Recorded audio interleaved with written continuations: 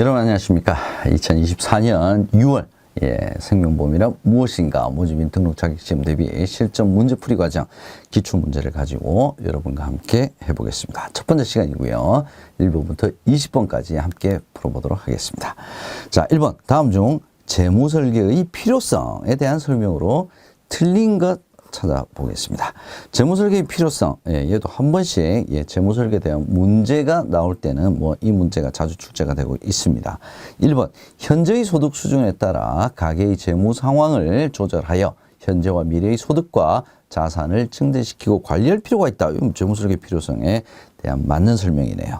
2번, 일반적으로 소득의 흐름과 소비 지출의 흐름이 불일치해서 잉여 소득을 중년기 잉여소득을 신혼기나 노년기로 융자나 소비자 신용의 방법을 통해서 이전할 필요가 있다. 이렇게 지금 맞는 내용이 되겠죠. 일단 2번이 정답이 되겠습니다. 3번 실업이나 질병으로 인한 자신과 가족의 생계 유지와 은퇴 생활에 대한 대비가 필요하다. 그래서 재무설계를 해야 된다. 필요성이죠. 정답은 2번이 되겠습니다.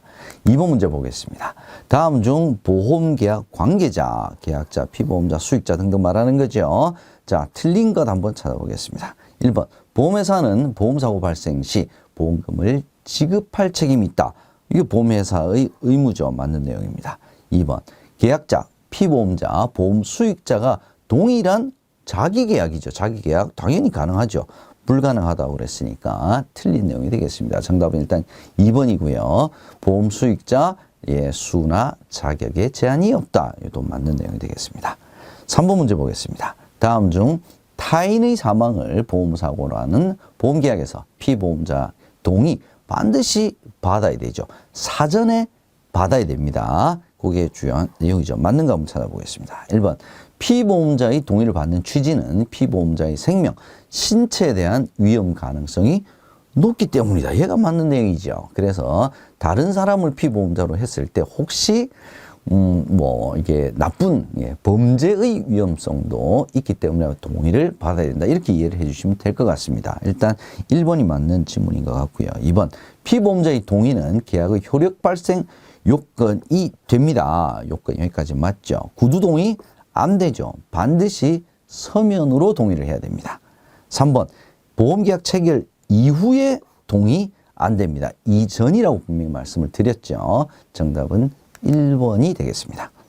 4번 문제 보겠습니다. 다음의 보기 안에 연결될 말이 틀린 것은 보험금 지급 기한을 말하는 거네요. 요거 반드시 기억을 해 두셔야 돼요. 어떻게 기억을 하셔야 됩니까? 3 곱하기 10은 30이다. 이렇게 3, 10, 30. 요걸 기억을 해 두시라고 항상 제가 말씀을 드립니다. 보험금 청구와 관련된 구비 서류 접수 시 서류 접수일로부터 3영업일, 보험금 지급 사유 조사 확인 필요 시 10영업일, 10영업일 이내 지급하지 못할 것으로 예상 시에는 30영업일. 자, 그러면 틀린 지문은 몇 번입니까? 1번이 되겠죠. 5번 문제 보겠습니다. 다음 중 계약 전 알릴 의무 위반, 고지 의무 위반 누가 하는 겁니까? 계약자 피보험자가 고지 의무를 위반했을 경우에 회사는 해지를 할 수가 있습니다. 단 해지할 수 없는 경우가 있었습니다. 그걸 물어보는 문제죠. 시험 문제에 자주 출제가 되는 문제입니다. 자, 언제 해지할 수 있냐? 1번 보장 개시일로부터 보험금 지급 사유가 발생하지 않고 1년이 지났다. 1년이 지났을 때 해지할 수가 있습니까? 자, 보장 개시일로부터 보험금 지급 사유가 발생하지 않고 2년이 지나야 해지를 할 수가 없는데 2년 이전인 1년밖에 지나지 않았기 때문에 해지할 수 있는 경우에 해당이 되겠습니다. 정답은 1번이고요. 2번 회사가 계약 당시에 계약 전 알릴 의무 위반 사실 이미 알고 있었다. 내지는 과실로 인해 알지 못했다. 이런 경우는 해지할 수가 없습니다. 자, 계약을 체결한 날부터 3년이 지났다. 얘도 해지할 수 없는 경우에 해당이 되겠죠. 정답은 1번입니다. 6번 보겠습니다. 다음 보기의 내용 중 옳은 것은 몇 개인가? 아유, 보기 내용이 엄청 기네요. 하나하나 살펴보도록 하겠습니다. 가, 보험회사는 계약과 관련하여 임직원, 보험설계사 및 대리점의 책임 있는 사유로 계약자, 피보험자 및 보험 수익자에게 발생한 손해에 대해서는 관계 법령 등에 따라 손해배상 책임을 진다. 자, 이 지문의 가장 큰 핵심은 보험 중개사의 책임 있는 사유로 발생한 손해에 대해서는 보험회사가 책임지지 않는다는데, 임직원, 보험설계사, 대리점, 중개사 빠져 있죠. 맞는 내용입니다. 보험회사는 일시금을 분할하여 지급하는 경우 한 방에 줘야 되는데 기간 나누어서 지급했으니까 아직 지급하지 않은 미지금에 대해서는 이자를 더해서 줘야 되겠죠. 예. 평균 공시 이율을 연단위 복리로 계산한 금액을 더하여 지급해야 된다. 얘도 맞는 내용이네요. 만 15세 미만자를 피보험자로 하여 사망을 보험금 지급 사유로 한 계약은 무효죠. 예, 실제 만 나이를 적용하고 계약은 무효로 한다. 이것도 맞는 내용이네요. 보험계약자는 보험계약 대출금과 보험계약 대출 이자를 언제든지 상환할 수 있습니다. 만약에 상환하지 않았다, 그럼 보험회사는 회수해야 되겠죠. 언제? 보험금, 해약 환급금 등의 지급 사유가 발생한 날에 보험계약 대출 원리금을 차감할 수가 있습니다. 얘도 맞는 내용이네요. 예, 옳은 것은 가, 나, 다, 라 모두가 옳은 것입니다. 정답은 1번 4개가 모두 다 옳다. 이렇게 봐야 되겠습니다. 7번 문제 보겠습니다. 다음 중 소멸시효의 기간이 다른 거. 자, 소멸시효 기간은 다 3년인데 딱 하나만 2년이었죠. 뭡니까? 보험회사가 가지는 청구권. 뭡니까? 보험료 좀 내주세요. 보험료 청구권. 얘는 보험회사가 가지는 거죠. 보험료 반환을 해주세요는 예, 계약자가 하는 거죠. 요건 다 3년이에요. 자, 그러면 3년이 아니고 2년인 것은 보험회사의 권한이라고 볼 수 있는 보험료 청구권 3번이 해당이 되겠습니다. 8번 다음 중 클레임 업무 범위가 아닌 것. 자, 이 문제도 뭐 자주 출제가 되는 부분입니다. 보험사고 조사, 법원 소송 업무, 요거 다 클레임 업무죠. 예, 계약 적부 확인은 예, 언더라이팅의 업무 범위에 해당이 됩니다. 정답은 3번이죠. 9번 문제 보겠습니다. 다음 중 보험상품 판매 전후 보험 소비자와의 정보 불균형 해소에 대한 설명으로 틀린 것은? 자, 윤리와 관련된 문제는 지문을 일단 차근차근 단어를 끊어서 읽어보시는 것이 가장 큰 정답을 맞출 수 있는 지름길이다. 이렇게 볼 수가 있겠습니다. 하나씩 한번 살펴보죠. 1번, 보험회사와 모집 종사자는 보험 소비자의 권익을 위해 보험영업 활동 시 보험 소비자가 합리적인 선택을 할 수 있도록 정보 이거 다 지원해야 되죠. 예, 이 정보 불균형이라고 하는 내용 자체는 보험회사가 정보를 더 많이 가지고 있다는 뜻입니다. 보험 소비자가 정보를 가지고 있는 것보다는 보험회사가 훨씬 더 많이 가지고 있죠. 그래서 충분한 정보를 제공을 해서 소비자가 합리적인 선택을 할 수 있도록 해야 된다라고 하는 말입니다. 1번은 맞는 내용이네요. 2번, 보험회사는 판매 과정에서 소비자 피해가 발생할 수도 있죠. 그죠? 소비자 판매를 하는 중에서 피해가 발생할 수 있습니다. 그때는 판매를 책임지고 있는 모집 종사자에게 책임을 지도록 해야 된다.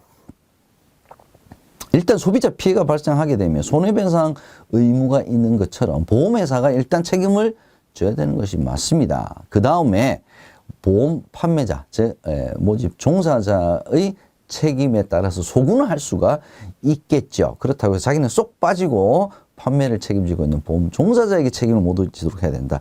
얘는 일단 틀린 내용이 되겠습니다. 정답은 일단 2번인 것 같고요. 3번 내용 한번 살펴보도록 하겠습니다. 보험회사와 모집 종사자는 보험 상품을 권유할 때 보험 소비자가 보험 상품의 종류, 특징, 유의사항 등을 제대로 이해할 수 있도록 충분히 설명해야 된다. 뭐 도덕적인 내용이네요. 다 맞는 내용입니다. 그래서 틀린 설명에 가장 근접한 지문은 2번이 되겠습니다. 10번 문제 보겠습니다. 다음 중 사기적인 보험계약의 체결에 해당하지 않는 것은? 자, 사기적인 어떤 게 사기가 아닌가 한번 살펴볼까요? 1번, 암 진단을 받은 자가 진단 사실을 숨기고 보험에 가입을 했다. 얘는 사기친 거 아닙니까?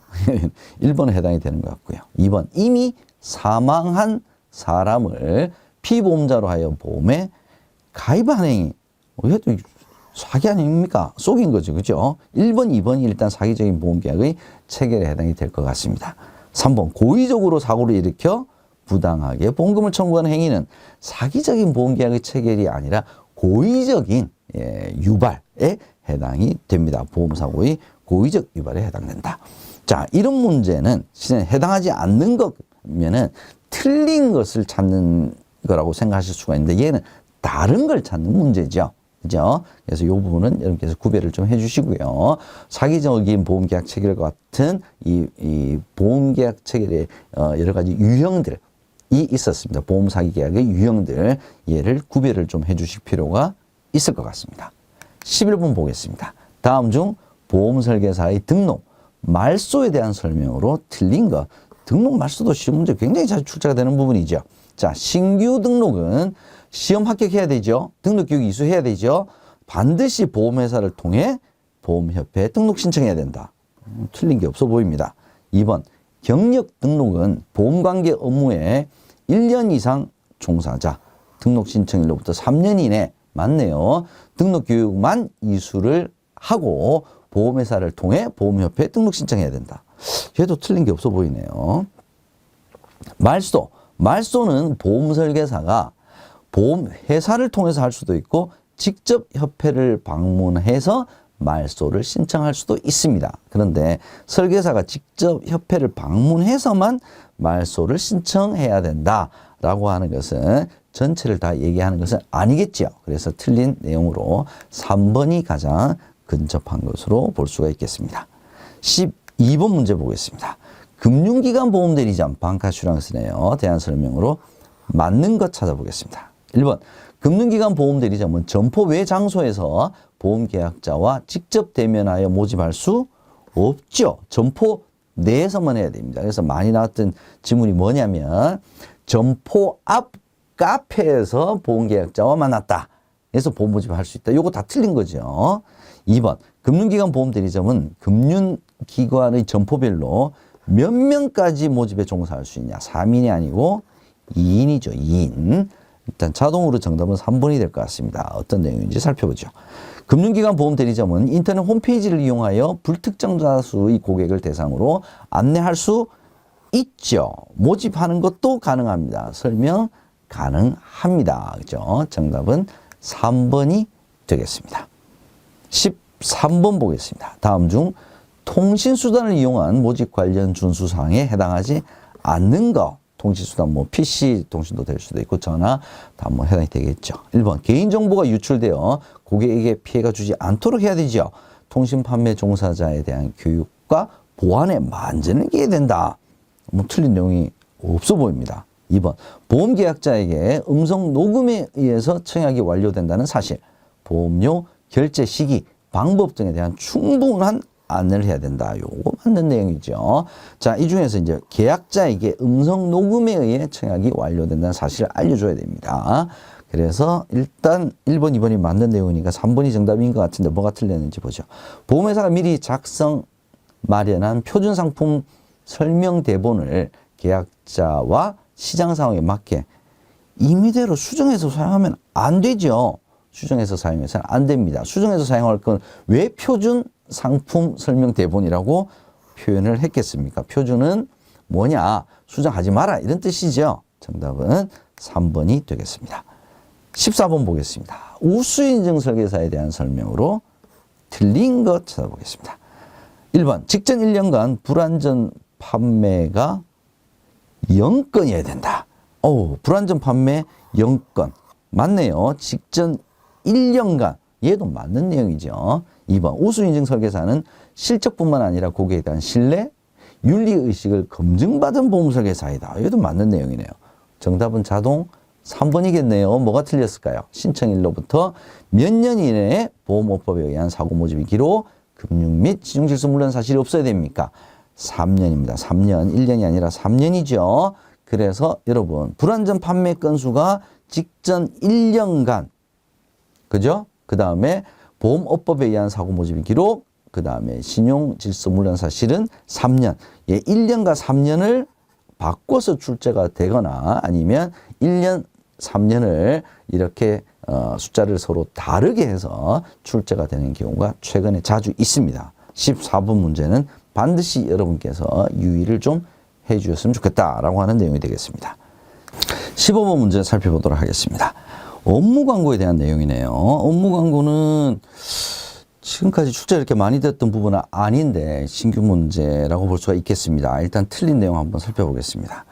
과거에는 실은 업무 광고라고 하는 것이 없었죠. 예, 업무 광고는 금소법이 시행이 되면서 업무 광고 심의라고 하는 것이 시작이 되었습니다. 1번 문제는 지문은 2021년 6월 15일부터 심의를 시작했다. 이게 바로 이제 금소법과 관련된 기한이라고 볼 수가 있겠습니다. 얘는 맞는 내용이 될 것 같고요. 2번 금융소비자가 업무 광고로 인해 금융상품을 오인하는 상황을 방지하고자 업무 광고 심의 제도가 도입됐다. 얘도 맞는 내용이네요.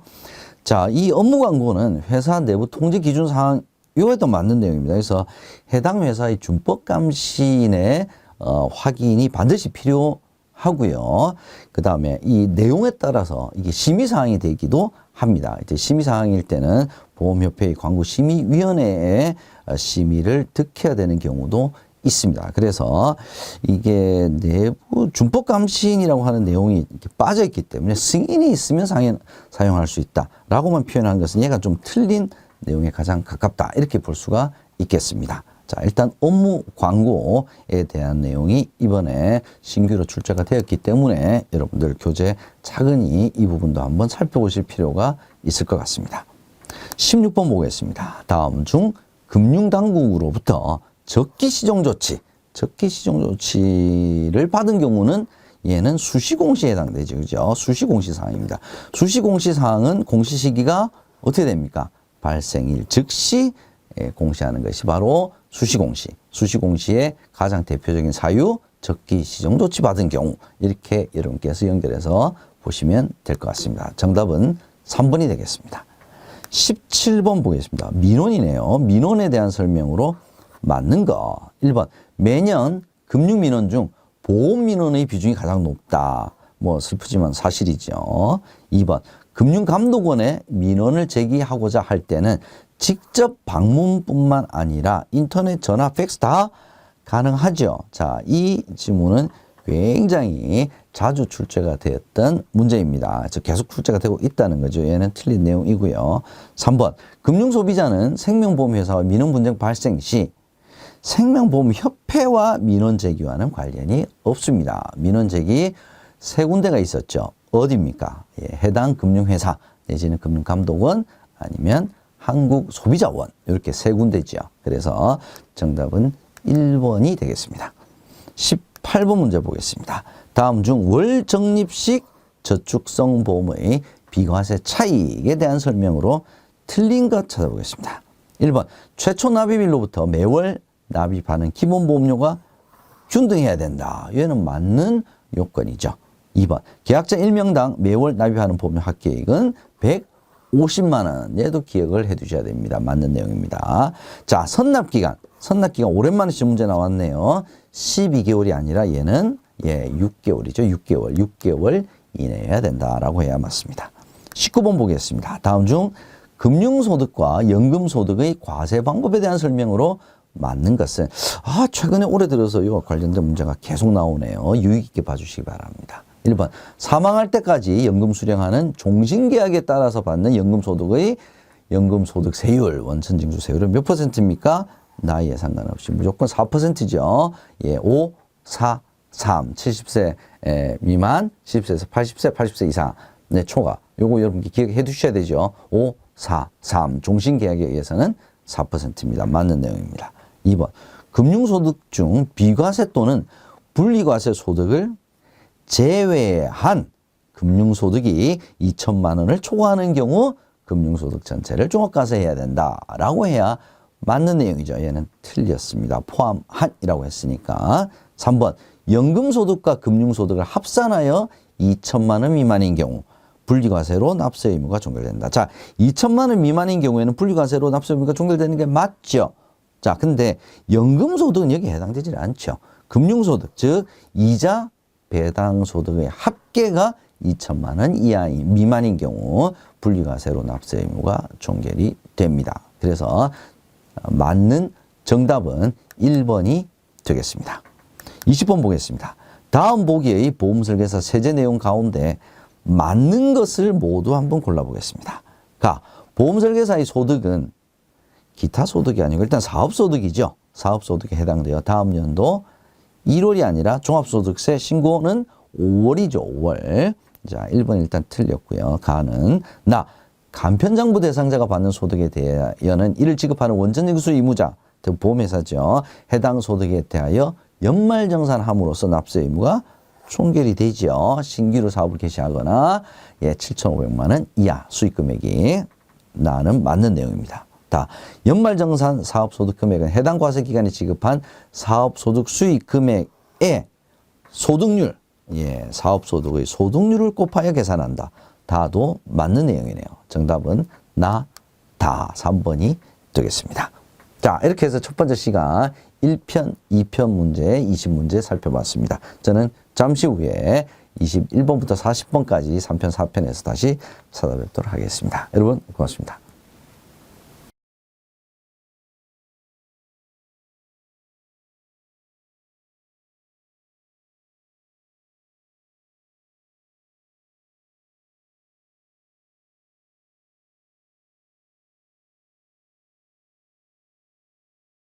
(1번이)